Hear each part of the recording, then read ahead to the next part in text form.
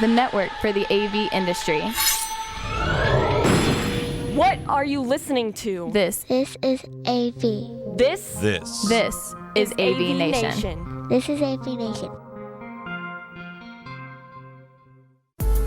This is an AVNation special, previewing the AVIXA Women's Council webinar. This is Tim Albright with AVNation with an AVNation special. Coming up next week, we're gonna publish this on May 29th. Coming up next week on June 4th is a fantastic webinar that you need to be aware of. It's from AVIXA. It's sponsored by our friends over at LeGrand. That's who we're going to talk to today about this. So let me introduce everybody here. First and foremost, my buddy Karen Schmidt from LeGrand. Welcome, ma'am. Thank you for having us on. Absolutely. Also Catherine Gaskell, which we don't get a whole lot of C to Z, Catherine, just for the record. I know her, and if you've been by their booth a number of times, you know her, but we don't get a chance to talk to her very often, at least not on the record. So welcome, ma'am. Thank you. Good to be here.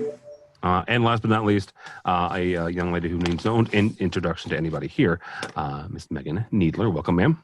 Thanks. Hey, how's it going? Good. Megan has the neatest apartment or living room of all of us right now. Just want to point that out there. If you're not watching the video, you need to.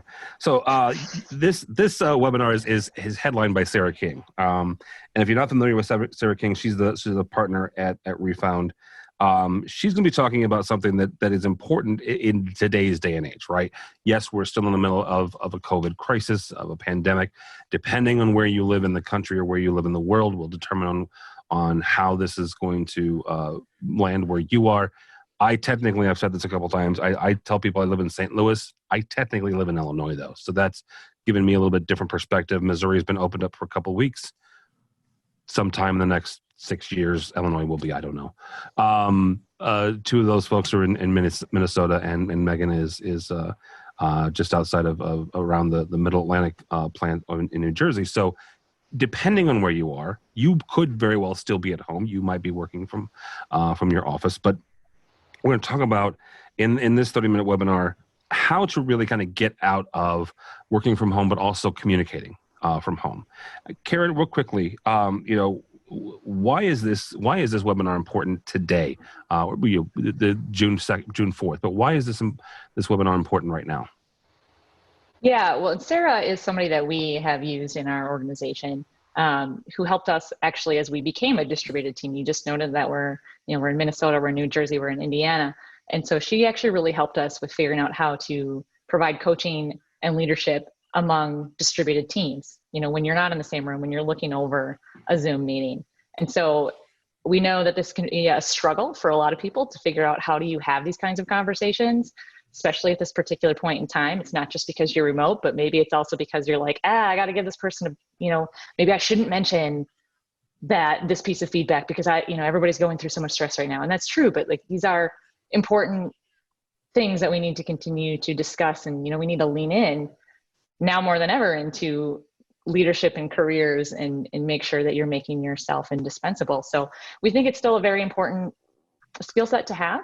And especially now more than ever, as everybody's working remotely almost, how do you do that, from your kitchen table when you're on a Zoom call instead of when you're in an office and face-to-face?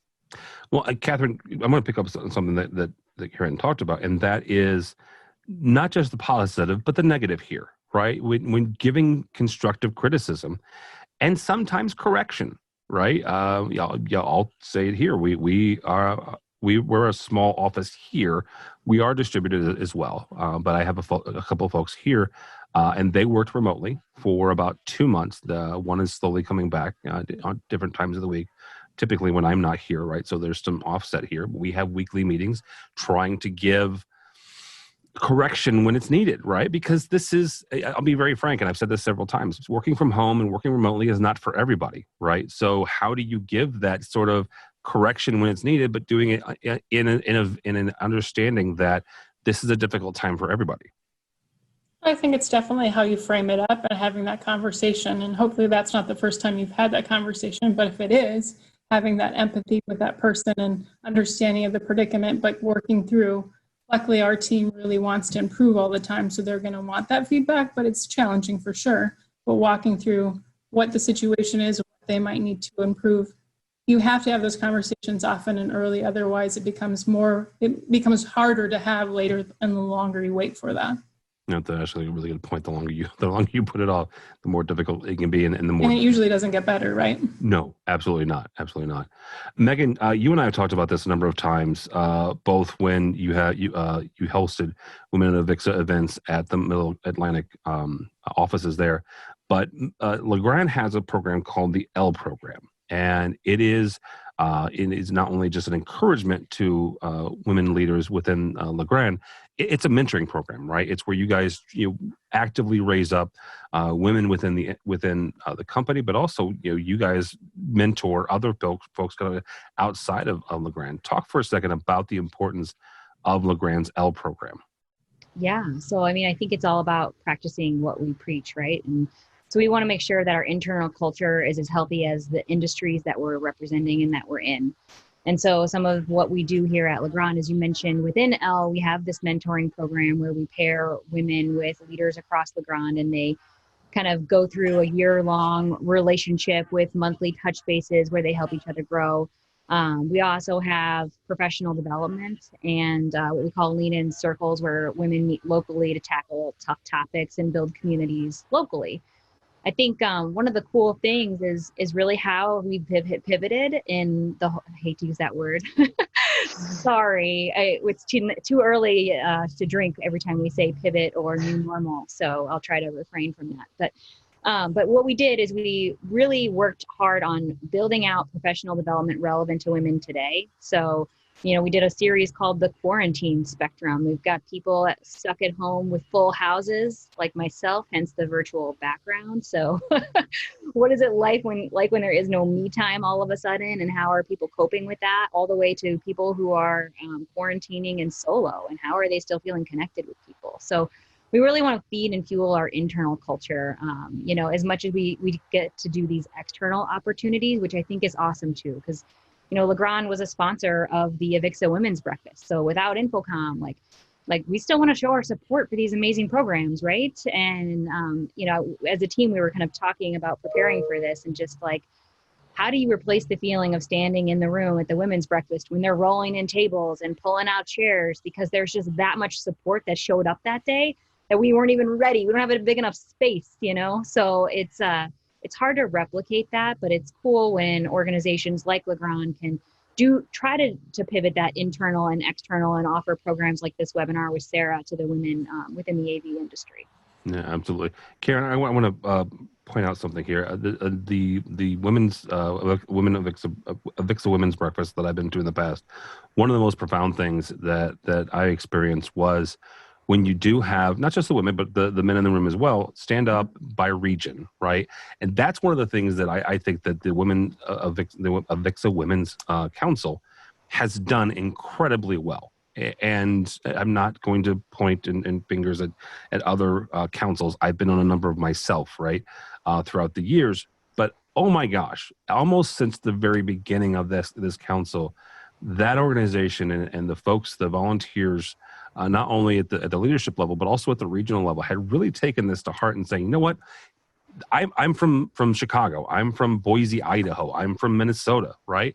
These are the folks, and you guys stand up together and go, these are the people that are in our local region. Let's support each other, regardless of where you work, right? You could be competitors, but regardless of where you work, we are regional enough to say we're going to support each other here, not only at this breakfast, but also when we get back home.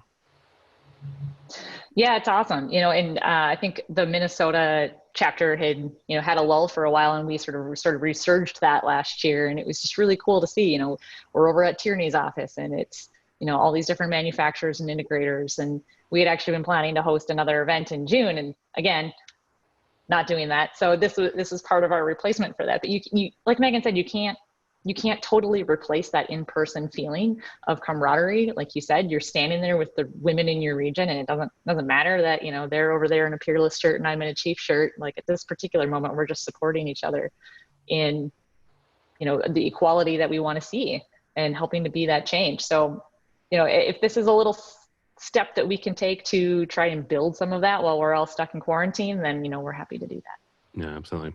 Catherine, as we kind of wrap this up, who should benefit, or what are we going to get out of this on June the 4th? What is our biggest takeaway should be next week? So next week, it's really about communication and making sure that we're working through those pieces and making sure we're keeping that conversation open and having feedback to your team, to your peers, to others, to make sure that we're all working together no matter what environment we're in. So you might be remote, you might be in a room in the same building, but you're not having meetings with everyone in the same room because of social distancing. So how can we have those conversations? How can we keep the momentum going? And especially for those that might be challenged with the space today, making sure we're together. So that's what the key takeaway is. And we hope that we can continue that conversation and enjoy this moment in time, even though it's quite painful and all the challenges that we have individually, but how we can build upon it and continue that. Well, and Megan, that's actually brings up a really good point as well. As we end it here, is what are we taking back to the office or to our work lives going forward? Because several people have said this will fundamentally change the office, depending on where you land, depends on whether or not how much of that you believe. But there certainly will be some sort of change. And so, as somebody, just like all four of us here, we've all worked from home the last couple months. What are we going to take away from this going forward, that we can, be better managers, but also be better, office mates? Yeah, I feel like you're going to force me to use the new normal phrase. Right? Or are you teeing these up for me? I am bound and determined. Yeah. I am bound and determined to get you to take a drink. I guess. No, I mean, I think what we're taking away is that everything has changed, and that we've got to start to figure out how to move forward. We can't stay in crisis and survival mode. It's about taking opportunities, as Karen said, let's take these incremental steps forward. This is a training. This is relevant now. How is providing feedback different in today's world than it was yesterday? I saw one of the top articles on LinkedIn just this past week was how to negotiate virtually. There is a lot about training and connecting with people that's going to be different tomorrow than it was yesterday, right? But the point is, don't sit, don't stall. Let's define this future together, and let's start to make some movement forward. That actually will be a wonderful place to stop. Again, this is the feedback from your kitchen table. Happens next week, June 4th at 12 o'clock Central, so 1 o'clock Eastern. We will put a link on our website on this page. You can register there. You can also go to Legrand's website under their webinar section. And of course, you can go to AVIXA's website in their webinar section and register. Thank you all so much. Karen Schmidt, Catherine Gaskell, and Megan Neither, all from Legrand. Thank you all. Thank you so much for watching and for listening to us. For AVNation, go by our website, AVNation.tv.